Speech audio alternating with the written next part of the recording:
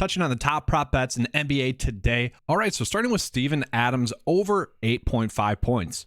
So the biggest question mark with this bet is literally going to be the game. Okay, what happens in the game? And what I mean by that is it's a very high over and under, so that's kind of why I like attacking the points, but it is somewhat projected to be a blowout. So really the question is, how many minutes will Steven Adams get? We can see he is someone that has had his minutes limited the last 3 games. Against Cleveland, 28, we'll take that. If he gets 28 minutes, he should be able to get the over points, especially in this matchup against the Lakers, which are one of the easiest matchups on this slate. The issue comes when they are blowing out teams, okay? Against Phoenix, against Indy, did not get the minutes, and against Phoenix wasn't able to get the over. Okay, so that's obviously going to be the worry here, but this is such a high over and under that it makes sense to bet Steven Adams over 8.5 points. And he is the few players on this slate this morning in which we are getting a strong minus number, minus 130. We'll take that, okay? And once again, just given the matchup, it is a bet that I like. And sure, if you want to, maybe you could do points, rebounds, and assists to maybe bake in a little bit more safety in there, but he's not really someone we have to worry about having a cold night shooting. A lot of his shot attempts are coming right around the rim. They're high percentage shots, so we don't have to worry about a really cold night shooting that way. So this is a bet that Vegas isn't really loving too much. This is much more of a bet on the game script. What is going to happen in this game? So looking at it, this is the game that has the highest blowout potential. Okay, Nuggets are favored by 11 points. The over and under is pretty high though, 239. We'll take that. So why am I liking Andrew Nembhard as a bet? Well, if we just look at the points, 10.5 is pretty low, okay? And what I mean by that is if you look at his per 36 numbers with Tyrese Haliburton off the court, he averages 13.3. And so maybe he's not going to get 36 minutes per se, maybe he gets 30. Okay. And if it's a blowout, those minutes should still be there for him. And so I kind of like that part of it. And also, if we look at his last few games, what had been happening? 3 for 9, poor night shooting. 2 for 9, poor night shooting.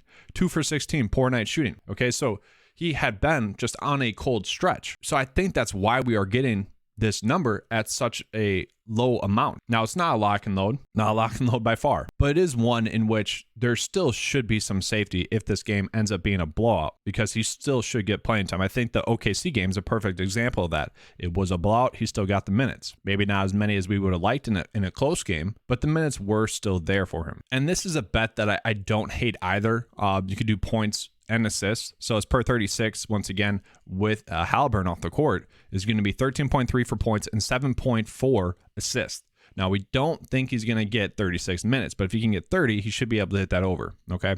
So another decent bet there. So another bet you can make if you are betting on that game staying close would be Miles Turner over points, rebounds, and assists. And for me, I feel like doing just points, rebounds, or assists would be, asking a little bit too much, but it does seem like he's currently being a little bit undervalued right now with the points, rebounds, and assists. And so this bet is going to be much more predicated on the game staying close. The Pacers getting their final rotation. That's really what we need from this one, okay?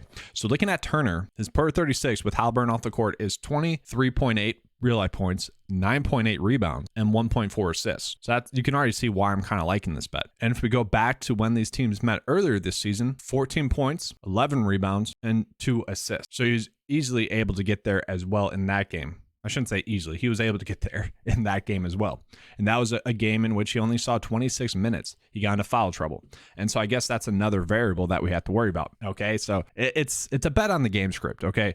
We got to worry about his foul trouble. We got to worry about the game staying close. If it does happen, if those two, I guess if he stays out of foul trouble and the game stays close, then he should be able to get to that. Okay. It's not a bet on the player. It's a bet on the game. So let's say you are worried about this game blowing out. 11 points is a lot. Okay. Chances are the Pacers aren't going to get their final rotation. So a bet that would make sense would be Buddy under 4.5 rebounds. So if we look at his season average, he only averages 4.8. That's not a lot. Earlier this season against Denver, he had 1 rebound, okay? So also not a good sign. Now, lately with Haliburton off the court, he has seen his usage increase a little bit, and he has been getting the over. But if we're looking at Buddy Hield, and this is a number that literally just updated as I was pulling this up, it was minus 130 earlier. Now it's minus 135.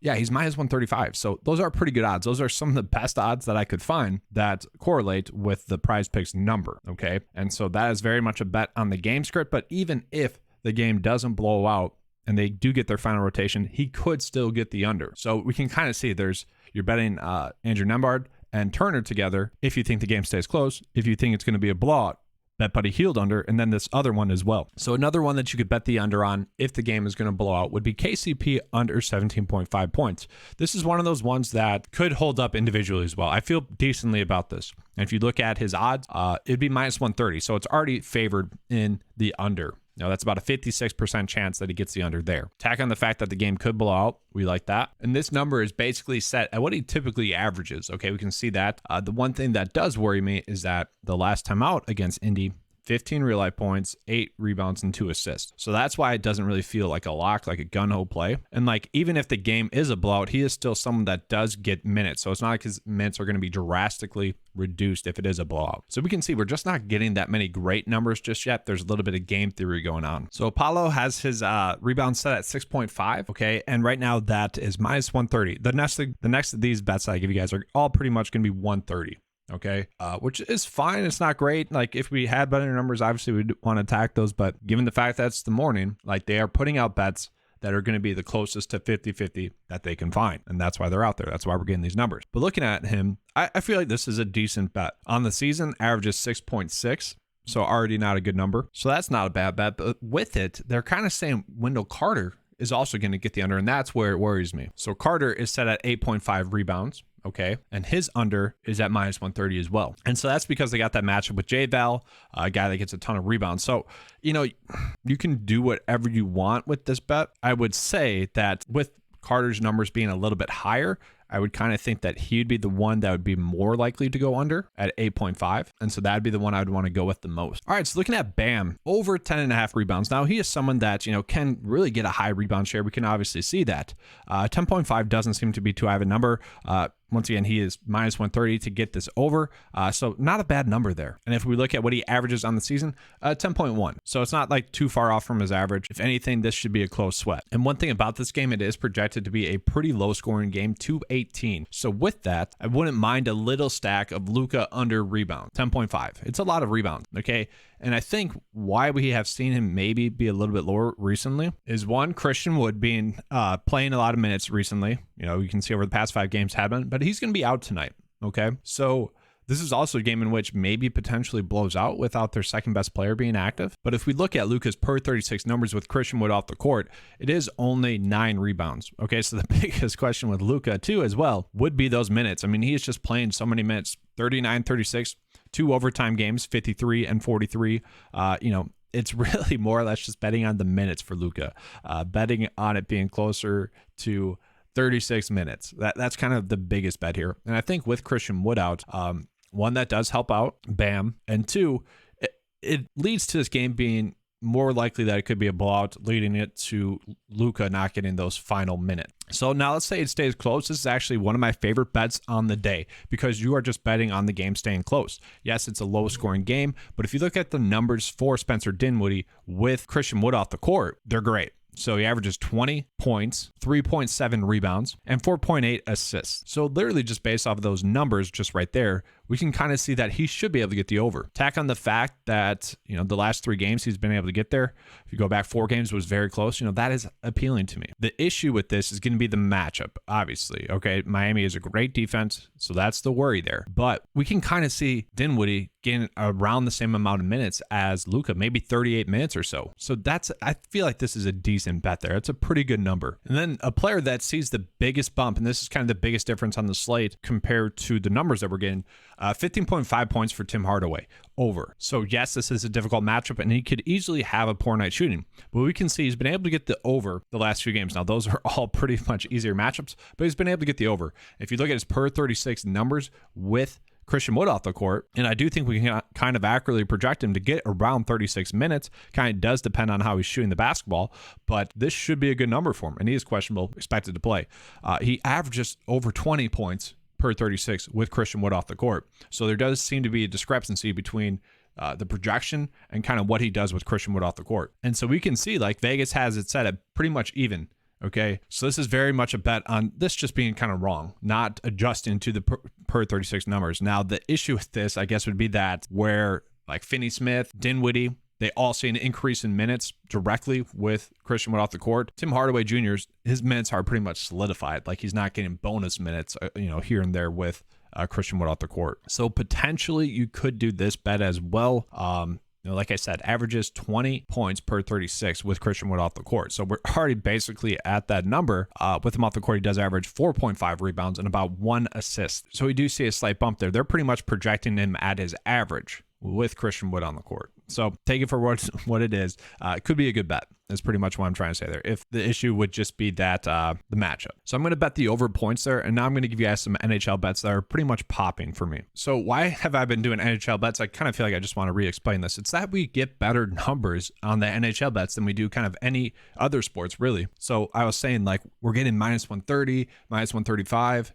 I was excited to get a minus 135 for Buddy Hield under rebounds. For NHL, we can typically find bets that are going to be minus 140. So the difference between a bet being minus 140 and being minus 130 is about 2%, which that's going to add up in the long term. So that's pretty huge. So here are some NHL bets that do have that minus 140.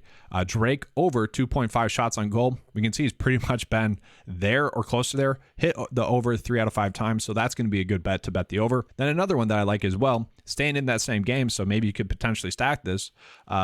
Not going to try to butcher the name there, would be over 2.5 shots on goal. They are both at minus 140. And let me just double check that. Okay, so yes, those two numbers have not changed for them, which is nice. And then another one that is going to be minus 140 for the over, and I don't love it because this is such a high number. 4.5 shots on goal is a lot, but he is at minus 140. Nathan is over minus 140, so once again, about a 58% chance to get the over there. It's just a higher number, so you can do with that whatever you want. And then lastly, we got a minus 135 for Brock to get the under 2.5 shots on goal. Okay, so a decent bet there. Okay, so this is something that I put together for some prop bets for PGA as well.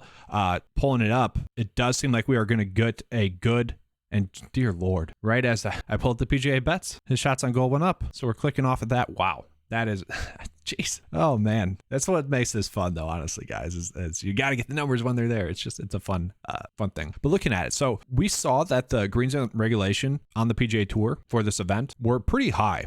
Okay, so the live greens in regulation hit in round 1 were 13.08, and so they're averaging players to be at about 12.8 or so. Okay, so there's already an edge there. So we can already kind of see that. If we just bet on players gain over their average, just for like these players that are 12.5, there should be a slight edge there. And so that's kind of what this tool is saying. Emiliano Grillo, about a 1.2 edge there. So if I click on his name and scroll down to his graphic here, we can kind of see. So he averages 13.4 greens and regulations hits. Last event or last round, he hit 14. The pre-tournament average is about 15 greens. And so they had it set at 13. So he's projected to get 13.7. So at that line of 12.5, that's a pretty good number. So like Jason Day, kind of going to be the same thing. I don't love Jason Day, but we can see player average 13.79. And so like, I'm not a big fan of Jason Day, especially for this event. Wasn't projected to do all too well,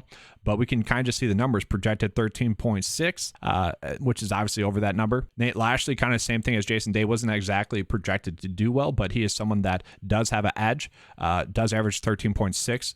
So he's projected around 13.5. And then Brendan Todd, who is typically a more accurate player, also over. So we're getting a decent amount of good greens and regulations prop, but the best prop that we are going to get is going to be John Rahm, more birdies than Tom Kim.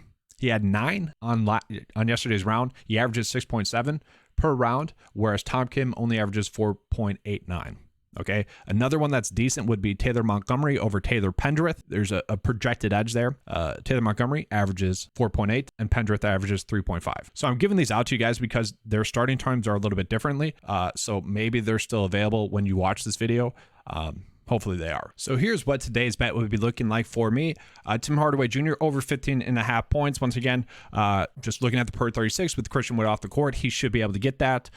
Drake is going to be the best shots on goal over that we're getting NHL wise. John Rahm projected to do better than Tom Kim. More times than not, he will. And then Emiliano Grillo, greens and regulation. But we saw there are a bunch of different greens and regulation bets you guys can make. So it's kind of up for you guys to decide there.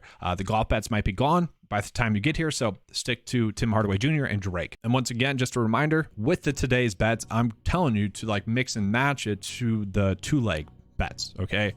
We're trying to hit more than 33% of the time with our bets. You know, if we can hit 40, 50%, maybe 60%, like obviously that's huge. And there is the Luka free bet prop out there. So maybe you kind of just mix and match these really good odd bets in with the Luka bet. But that's all I have for you guys for this video. Hopefully you guys enjoyed it. If you did, you know what to do. Give a like and subscribe. That helps me be able to put out more content for you guys. Let's have a good slate. And as always, let's keep cashing.